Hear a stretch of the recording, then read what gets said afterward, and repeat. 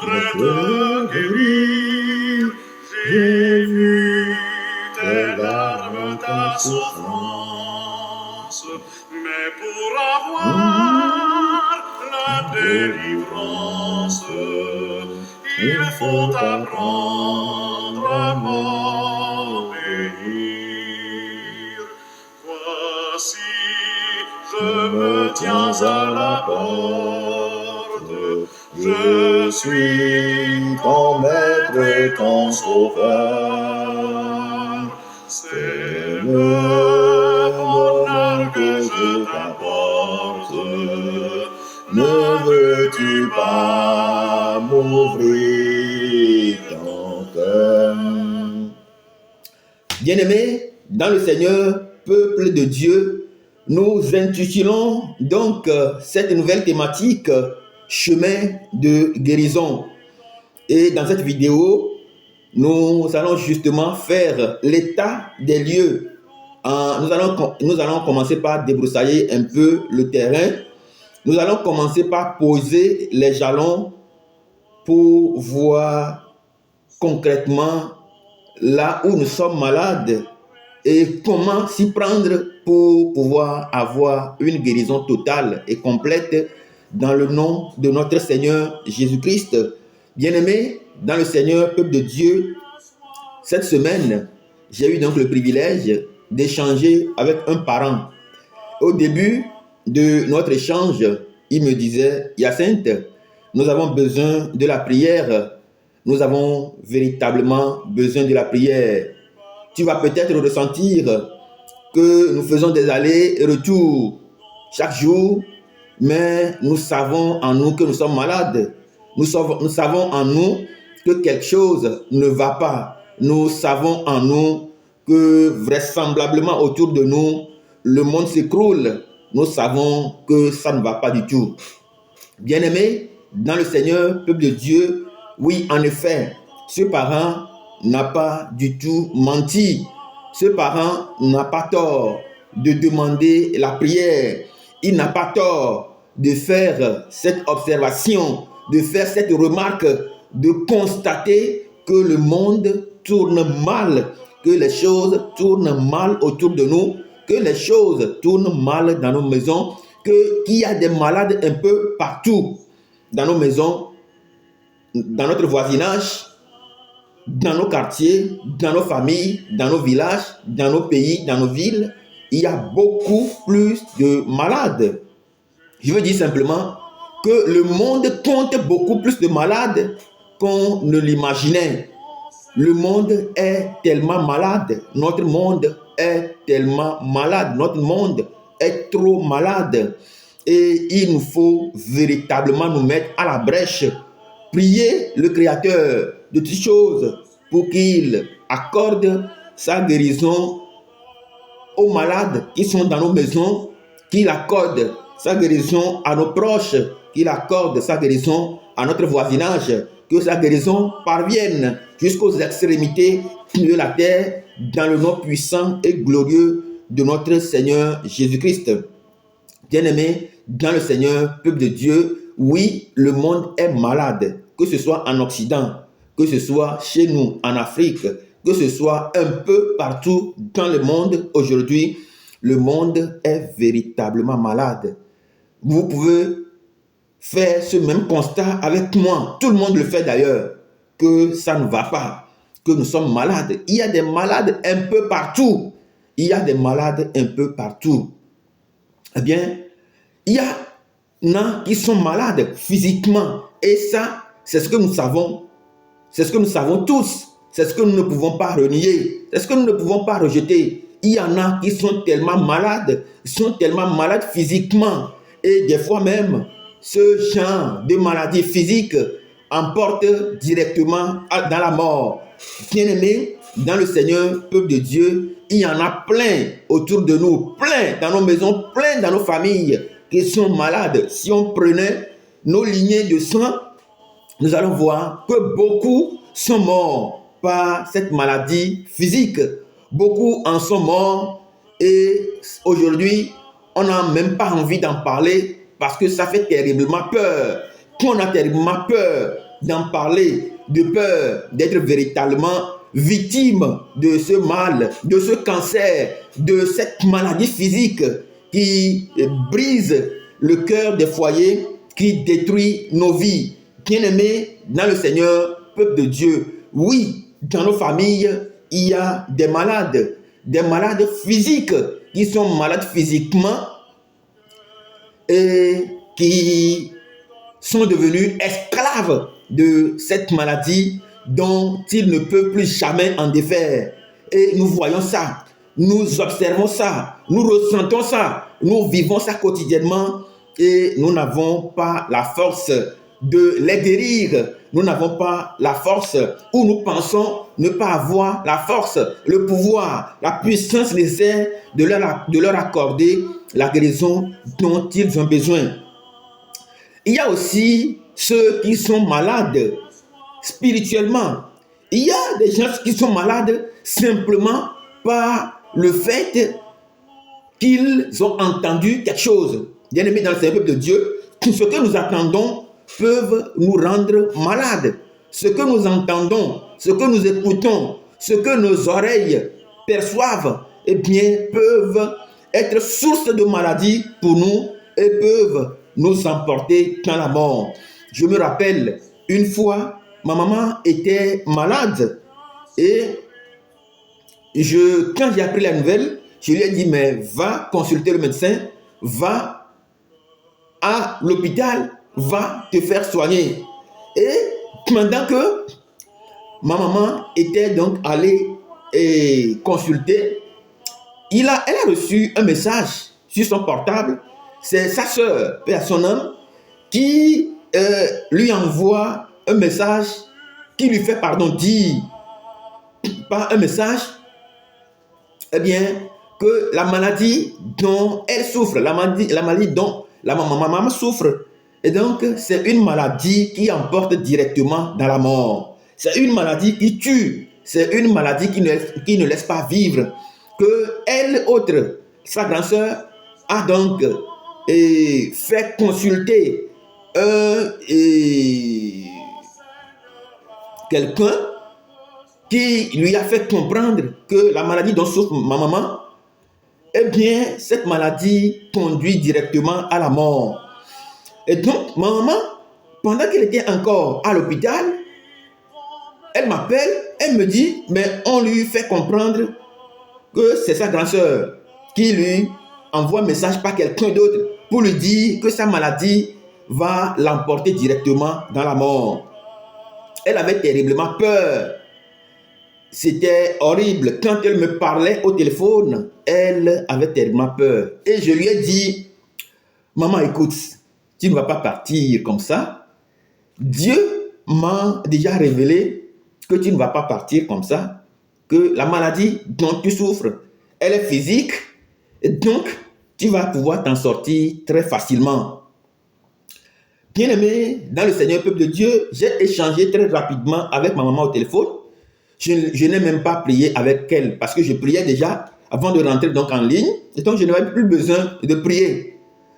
Eh bien, sachez aussi que des fois, quand vous rentrez en conversation avec moi, ou quand je viens chez vous, ou quand on parle et que le sujet à discussion, et quand le sujet à discussion porte sur une maladie ou sur un mal nécessaire dans votre vie, et que je ne prie pas avec vous, cela ne veut pas dire qu'il y a quelque chose contre vous, non. Cela veut dire simplement que j'ai déjà prié, que je connais la source du mal et que je suis en train de travailler. C'est pourquoi je ne vous dis absolument rien. Bien-aimé, dans le Seigneur peuple de Dieu, j'ai dit à ma maman, tu ne vas pas partir comme ça. Dieu ne m'a pas dit que cette maladie va t'emporter. Je sais que cette maladie, elle est physique. Eh bien, après les analyses, on a découvert finalement que c'est une maladie qui est d'ordre physique. Bien-aimé, dans le Seigneur peuple de Dieu, il y en a qui sont malades physiquement. Et il y en a qui sont malades à cause de ce qu'ils entendent, à cause de ce que leurs oreilles perçoivent, à cause de ce qui rentre directement dans leur esprit, eh bien, ils sont malades. Il y en a aussi qui sont malades mentalement. Ils sont malades mentalement, ils sont bandés spirituellement, leur vue, ils ont été frappés spirituellement par la cécité. Ils sont malades et ils ne savent pas, d'ailleurs, ils ne savent même pas qu'ils sont malades. Il y en a qui sont malades parce que simplement ils ont fait un rêve. La source de maladie peut provenir également des rêves. Il y en a qui ont fait des rêves et le matin, ils sont directement tombés malades.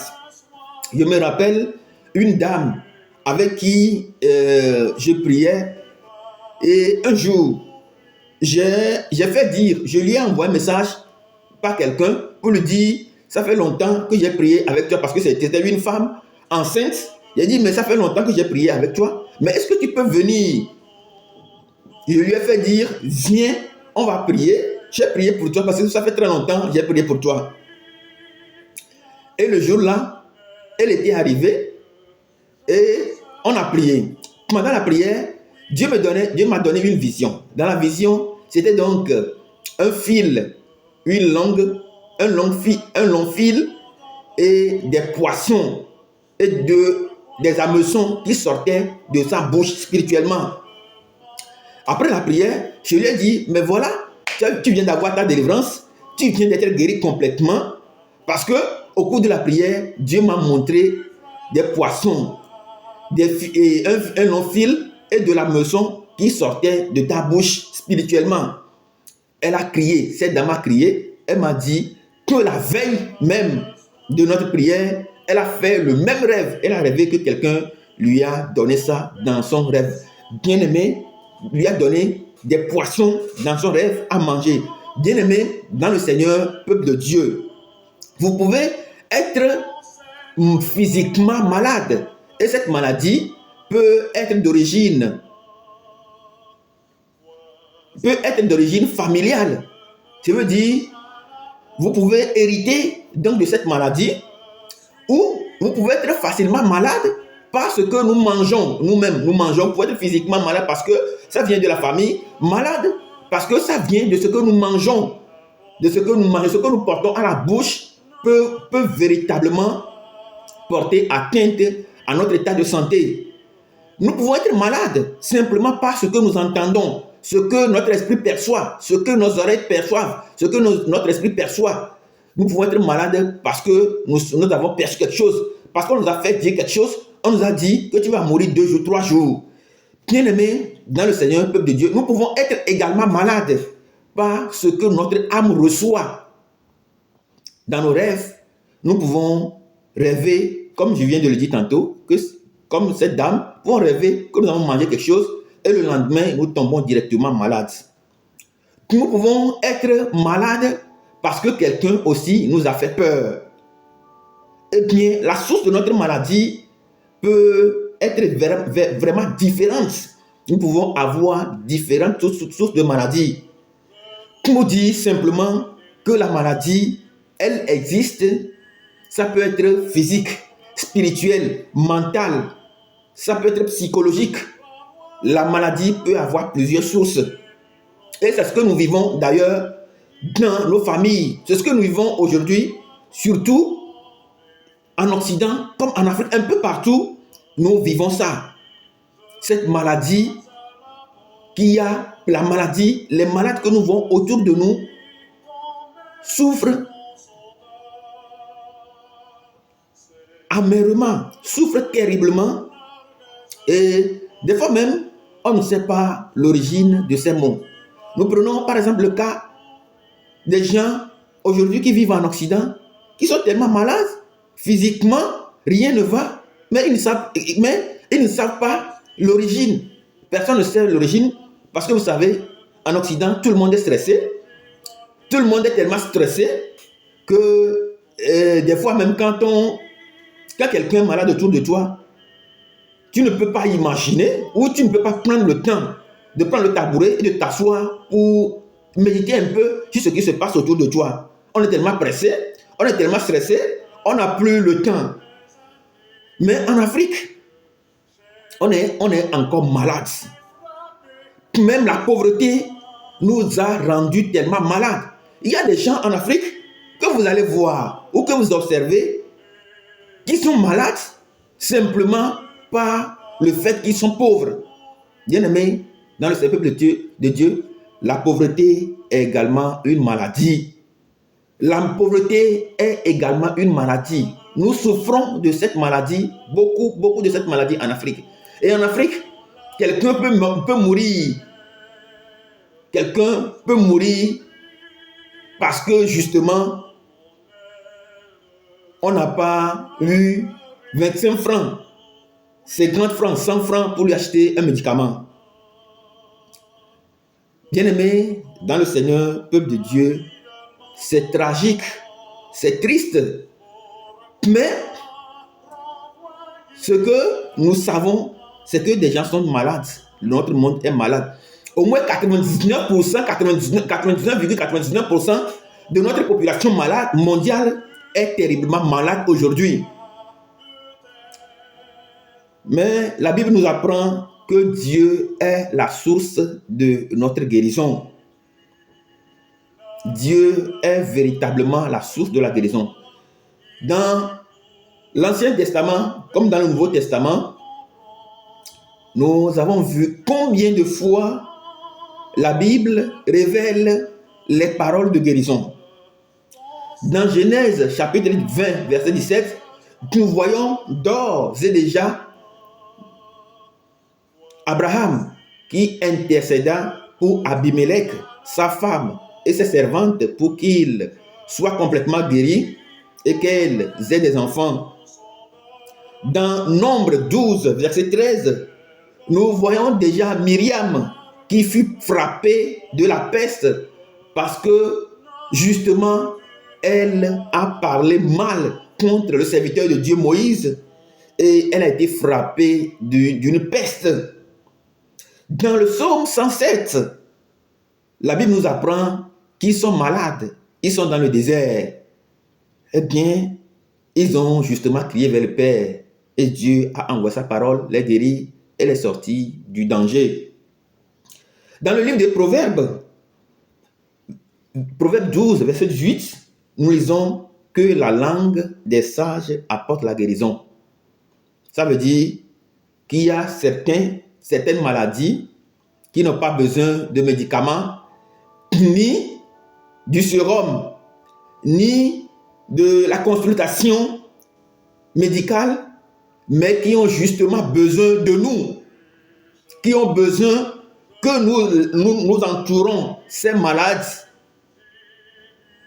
avec amour, tendresse et affection, leur parler avec amour, avec tendresse, avec affection, pour qu'ils soient complètement guéris. Ça veut dire qu'il y a aussi des maladies comme ça, des gens qui sont malades, terriblement malades, horriblement malades, et qui n'ont pas besoin de médecins, qui n'ont pas besoin de la haine, mais qui ont besoin qu'on les entoure d'amour et d'affection.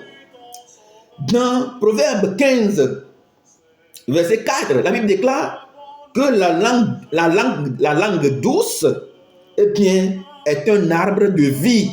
Il y a aussi des malades qui n'ont pas besoin de la consultation médicale, qui n'ont pas besoin de médicaments, qui ont besoin du dialogue, qui ont besoin qu'on les écoute, qui ont besoin de se confesser, qui ont besoin de nous parler, qui ont besoin que nous, on les écoute. Mais qu'est-ce que nous en faisons?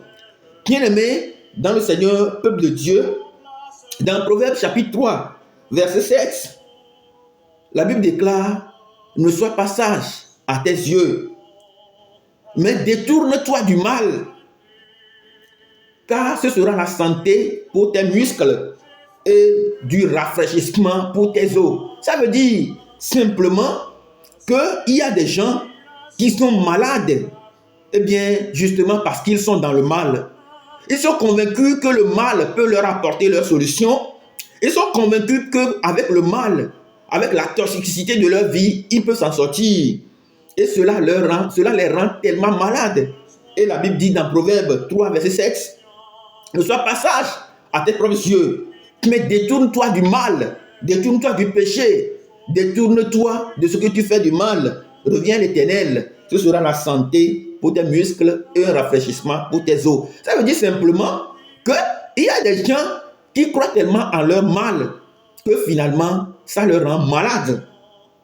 Dans Proverbe 4, verset 22, nous lisons « Les paroles agréables sont un rayon de miel, douce pour l'âme et le soutien pour le corps. » Il y a des gens, bien-aimés dans le service de Dieu, qui sont malades simplement parce qu'on les a grondés, méchamment, parce qu'ils savent qu'on ne les aime pas. Des gens qui sont malades parce qu'ils sont haïs, ils sont trahis, on les déteste. Il y a quelqu'un, bien-aimé dans le service de Dieu, quelqu'un, un camarade, avec qui j'ai fait les mêmes bancs d'école, avec qui j'ai fait les mêmes bancs d'école, surtout au lycée, qui, depuis un certain temps, je ne sais pas ce que je lui ai fait, mais il m'en veut terriblement. Et autour de moi, ce qu'il dit aux gens, ça me surprend même. Ça me surprend. Et la dernière fois, je me suis rappelé de lui, je me suis dit, mais tiens, pourquoi le gars là, il m'en veut tellement? Pourquoi il m'en veut? Je lui ai rien fait.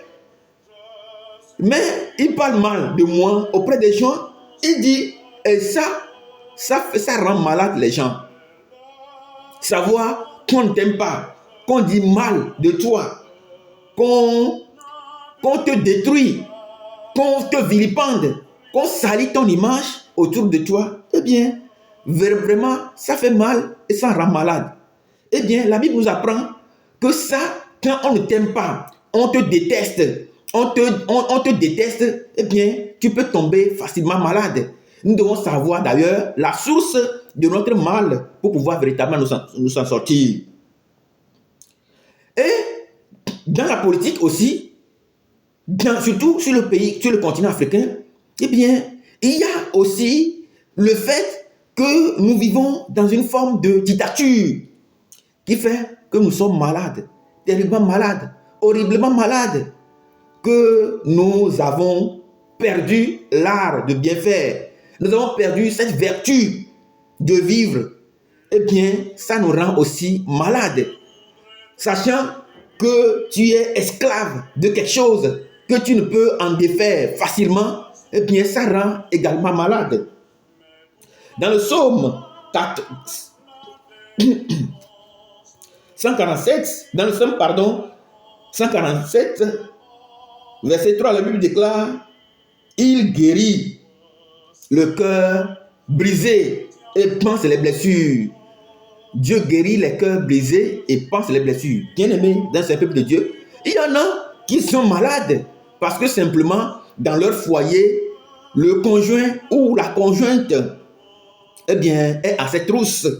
Le conjoint ou la conjointe ne veut pas le laisser tranquille, l'embête, lui manque de respect, lui envoie des propos fléchés, tellement il a le cœur brisé, tellement elle a le cœur brisé. Ou carrément, peut-être c'est la trahison, le monsieur a le deuxième bureau, ou bien c'est la femme qui a le deuxième bureau, eh bien, ça rend le cœur brisé, ça brise le cœur. Ou bien peut-être que nos parents n'ont pas d'ailleurs pris soin de nous, eh bien, c'est devenu une blessure intérieure pour nous. Ou bien, pendant que nous sommes portés dans le ventre de nos mamans ont tellement une blessure qu'elle ne peut pas s'en défaire. On a porté la même blessure et on est arrivé dans ce monde avec. Ça peut nous donner blessure intérieure. Ça peut nous donner d'avoir une violence inouïe dans ce monde. Bien-aimé, dans le Saint-Peuple de Dieu, tout ce que nous venons de lire, il y a beaucoup plus de versets dans la parole de Dieu qui, en tout cas, nous apprennent les différentes sources de nos maux, des maladies dont nous souffrons sur la terre. Nous souffrons terriblement, nous souffrons horriblement, nous souffrons partout. Ce que nous percevons dans l'esprit, ce que nos oreilles entendent nous rend malades, ce que nous voyons nous rend malades, ce que nous ressentons peut nous rendre malades, ce que nous mangeons peut nous rendre malades, ce que nous vivons dans nos maisons peut nous rendre également malades. Et bien, des fois même, ce que nous vivons dans nos différents milieux de travail peut également nous rendre malades. Bien-aimés, dans le Saint-Peuple de Dieu, ce que nous vivons également sur des terres étrangères, eh bien, nous rend aussi malades. Le racisme que des gens subissent un peu à l'étranger, ça rend aussi malade. La façon dont on nous parle dans nos différents services, ça nous rend également malades. je me rappelle, eh bien, quand j'étais encore dans mon pays, pendant que je travaillais, eh bien, j'étais confronté à un problème. Un jour, j'étais là, j'étais donc on m'a envoyé représenter un peu mon agence lors d'une conférence internationale. Pendant que j'étais à la conférence, j'ai reçu un message. C'était ma directrice de service qui m'appelle. Il me dit, mais tu peux revenir au bureau à midi. Il y a Dieu que j'ai compris. Mais pendant qu'on a fini la conversation, j'ai reçu une conviction en moi: ne pars plus au bureau, rentre chez toi à la maison dès que tu finis à 17h. Ne pars pas au bureau à midi. J'ai saisi la voix, j'ai gardé confiance, ma conviction. Eh bien, à 17h, j'étais rentré directement chez moi à la maison. Et pendant que je rentrais directement chez moi à la maison, j'ai eu un accident en cours de route qui a failli même ma mort. Mais gloire à Dieu, j'en étais sorti indemne.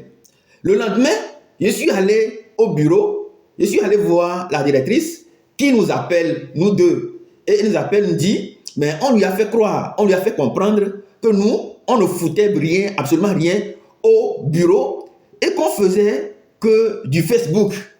Bien aimé dans le peuple de Dieu. Et pendant qu'elle parlait, elle était terriblement violente dans ses propos, dans son discours, dans son entretien, que mon binôme, mon collègue, il était plus âgé que moi, hein, mais lui pleurait. Il pleurait à chaudes larmes devant la directrice. Et moi, j'étais tranquille, j'étais calme, j'étais bien, parce que ma conviction m'a toujours appris que quand je sais que je n'ai rien fait, je reste calme. Quand je suis resté calme, mon autre collègue, il pleurait amèrement.